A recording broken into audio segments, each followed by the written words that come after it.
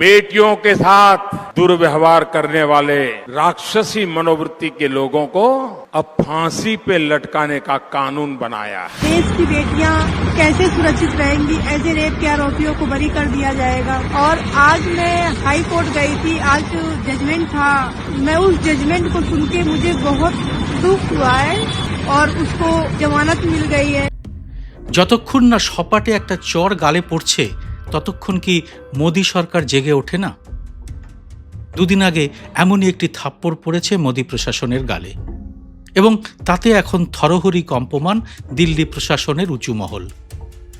উন্নাওয়ের নিগ্রহের সেই ভয়ানক স্মৃতি আরও একবার ফিরে এসেছে দুদিন আগেই। দিল্লি হাইকোর্টের 2 বিচারপতির ডিভিশন বেঞ্চ এক বিচিত্র রায় দিয়ে মোটামুটি মাথা হেঁট করে দিয়েছেন ভারতীয় বিচার ব্যবস্থার।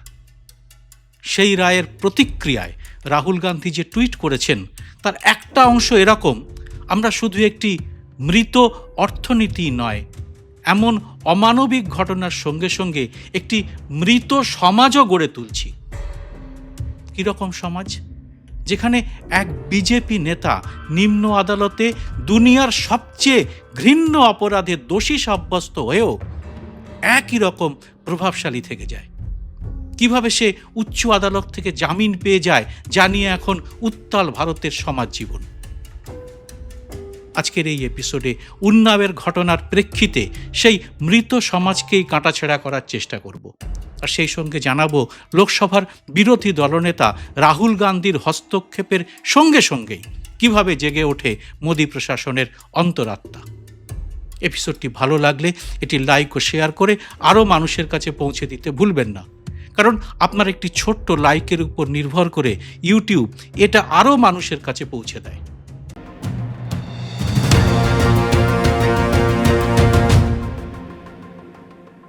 कि इस सवाल का जवाब मैं सिर्फ एक कांग्रेस की राष्ट्रीय प्रवक्ता या एक पदाधिकारी के रूप में नहीं, मुझे लगता है साधना जी और हम दोनों ही अग्री करेंगे कि एक महिला के रूप में मैं देना चाहूंगी। मैं उस पीड़िता से मिली हूं, मैं उसके परिवार से मिली हूं, उसके साथ वक्त बिताया है। मुझे पता है कि क्या मंजर उन्होंने देखा है, मुझे पता है कि कितना भयावह बलात्कार हुआ और किस तरह से परिवार के एक नहीं 2-2 सदस्यों की हत्या की गई। जो व्यक्ति हत्या और बलात्कार का दोषी पाया गया, जब वो रिहा होता है और जब वो जेल से निकलता है महज 6 साल में, जिसको उम्र कैद की सजा थी, सभ्य समाज का सिर झुक जाना चाहिए। और उसके खिलाफ इस हाड़ कांपती ठंड में जब वो बेटी और उसकी मां इंडिया गेट पर बैठकर अकेले प्रदर्शन करते हैं और जिस बर्बरता से दिल्ली पुलिस उसको वहां से घसीटती है, मुझे लगता है केंद्र सरकार को, दिल्ली पुलिस को, अमित शाह को, नरेंद्र मोदी को इस बात का जवाब देना चाहिए। मैं बिल्कुल नहीं भूली हूं कि कुलदीप सिंह सेंगर के खिलाफ उत्तर प्रदेश की सरकार ने तब तक कार्रवाई नहीं करी थी जब तक कोर्ट ने आदेश जारी नहीं किया था। जब इलाहाबाद हाई कोर्ट का निर्देश आया था तब उनके खिलाफ कार्रवाई की गई थी, FIR की गई थी, अन्यथा उनको बचाने का प्रयास किया जाता रहा। असलियत यह है कि जब उनको टिकट नहीं दिया गया तो टिकट उनके परिवार को दिया गया, जब आक्रोश मचा तब टिकट वापस लिया गया। असलियत यह है कि कुलदीप सिंह सेंगर आरोपी नहीं दोषी हैं। जिस व्यक्ति को उम्र कैद की सजा मिली थी वो 6 साल में निकल रहा है और एक्टिविस्ट और तमाम लोग 5 साल से, कोई कितने महीनों से जेल में पड़े हुए हैं। मुझे लगता है कि इस मंच से एक महिला होने के नाते, इस देश की एक नागरिक होने के नाते मैं जरूर कोर्ट से अपील करूंगी कि इस मामले का स्वतः संज्ञान लें। क्या यह देश लड़कियों के लिए नहीं है? क्या लड़कियां इस देश में सुरक्षित नहीं रह सकती हैं? क्या लड़कियों के लिए न्याय नहीं है? हम कब तक लड़कियों की इज्जत, उनके सम्मान को लूटने वालों के साथ इस तरह की जगहसाई होने देंगे? নমস্কার, সবাইকে স্বাগত। আমি সুব্রত বসু। প্রথমে ঘটনাটা একটু বলে নিই। উত্তরপ্রদেশের উন্নাওয়ে 8 বছর আগে 2017 সালের জুন মাসে এক দলিত নাবালিকা চরম নিগ্রহের শিকার হয়। ওই ঘৃণ্য কাণ্ডের মূল অভিযুক্ত ছিল বিজেপির স্থানীয় বিধায়ক কুলদীপ সেঙ্গার। শুভবুদ্ধি সম্পন্ন বহু মানুষের চাপে এবং অনেক বিক্ষোভের পরে সেই মামলাটি রাজ্য সরকারের হাত থেকে CBIয়ের কাছে পাঠানো হয়। 2018 সালের 13 এপ্রিল কুলদীপ সেঙ্গারকে গ্রেপ্তার করা হয়। আর ঘটনার প্রায় 2.5 বছর পরে 2019 সালের 16 ডিসেম্বর যাবজ্জীবন কারাদণ্ডের সাজা দেয় আদালত। এর মধ্যে জনমতের চাপে সেঙ্গারকে বিধায়ক পদ থেকে ইস্তফা দিতে হয়েছে। তবে তাতে বিজেপির তেমন কোনো ক্ষতি হয়নি, কারণ জেল থেকেই তিনি বকলমে নিজের স্বমহিমাতেই আছেন। তাদের দলের প্রার্থী পঙ্কজ গুপ্তা সেঙ্গারের আশীর্বাদ নিয়েই ড্যাং ড্যাং করে পরপর দুটো নির্বাচনে জিতে এখন উন্নাওয়ের বিধায়ক। মানে উন্নাওয়ে সেঙ্গারের ক্ষমতা প্রায় অটুটই বলা চলে। সেঙ্গার যখন মুক্ত ছিলেন তখনই ওই নির্যাতিতার বাবার মৃত্যু হয় পুলিশি হেফাজতে।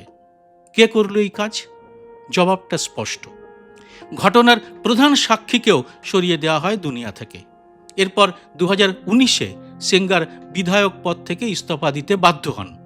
ওই বছরই 28শে জুলাই নির্যাতিতা আদালতে যাচ্ছিলেন। রায়বেরেলি জেলায় তাদের গাড়ির সঙ্গে একটি ট্রাকের ধাক্কা লাগে। এতে মারা যান নির্যাতিতার 2 কাকিমা। নির্যাতিতা এবং তার আইনজীবী কোনো মতে প্রাণে বেঁচে যান সে সময়। নির্যাতিতাকে ওই সময় বেশ কিছুদিন আশঙ্কাজনক অবস্থায় আইসিইউতে ভর্তি থাকতে হয়েছিল। তাদের অভিযোগ এটা দুর্ঘটনা নয়, পরিকল্পিতভাবে তাদের প্রাণে মারার চেষ্টা করা হয়েছিল। সেটা করতে পারলেই সব শেষ হয়ে যেত।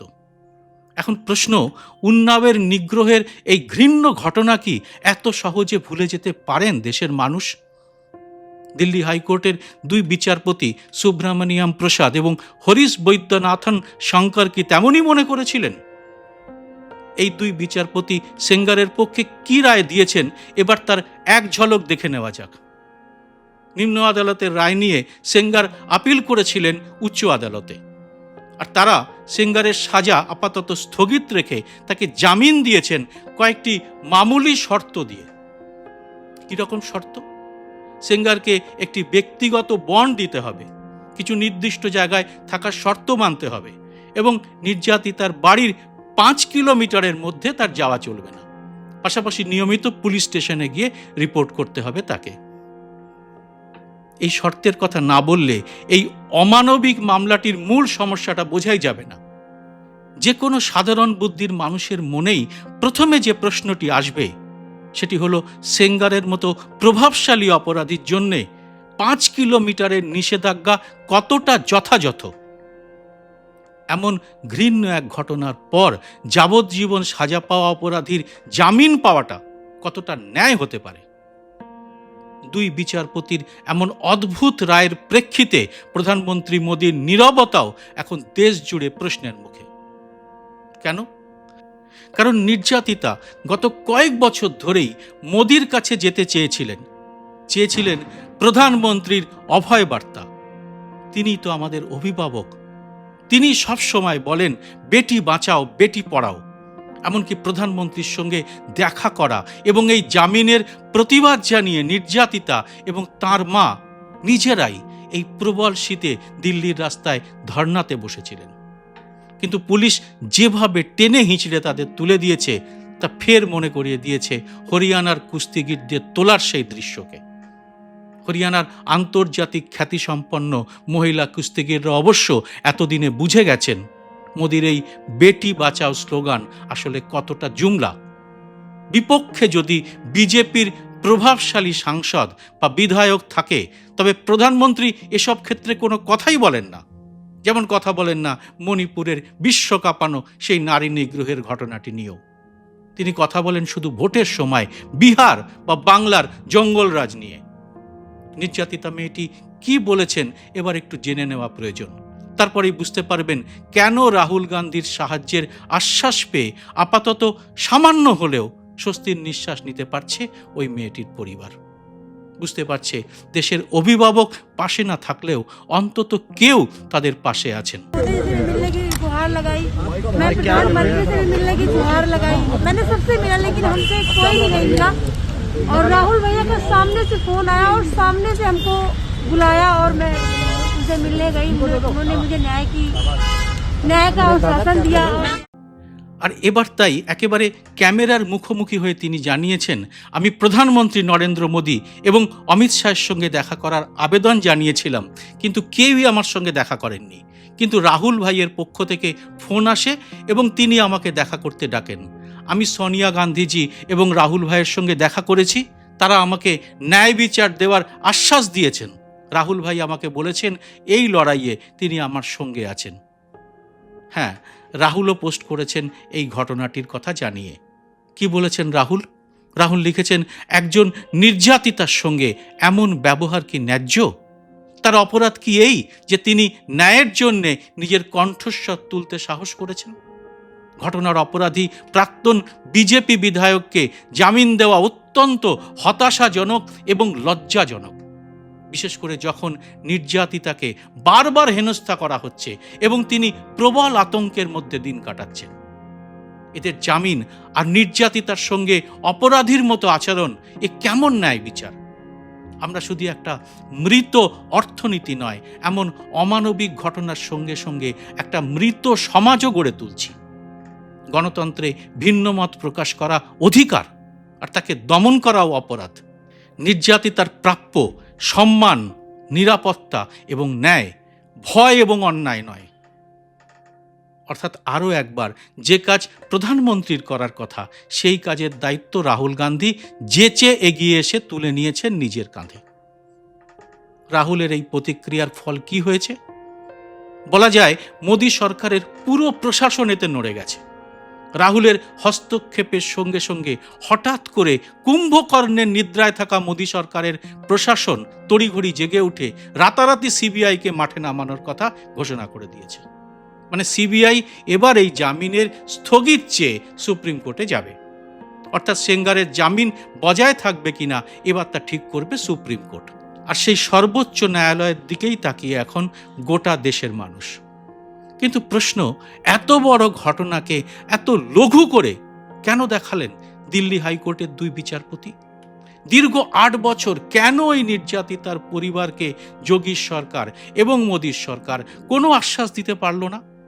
সে কি সেঙ্গার বিজেপিতে এখনো প্রবল ক্ষমতাশালী বলেই?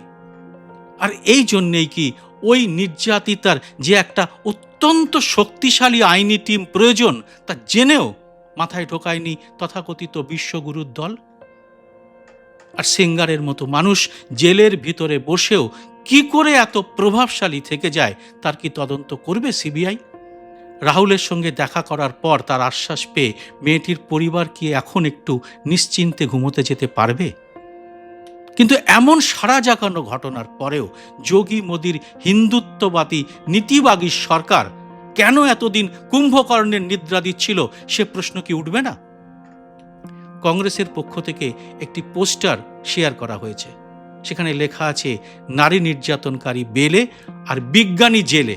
অর্থাৎ সেঙ্গার বেল পায় কিন্তু সোনাম ওয়াংচুক জেলে থাকেন।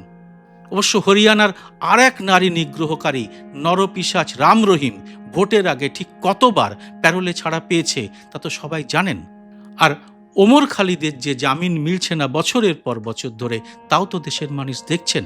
আর দেখছেন আকলাগের গণহত্যার মামলা কিভাবে কুযুক্তি দিয়ে বন্ধ করে দিতে চেয়েছিল যোগীর সরকার। পরে অবশ্য আদালতের থাপ্পড়কে তা বন্ধ করার সিদ্ধান্ত থেকে তাদের সরে আসতে হয়েছে।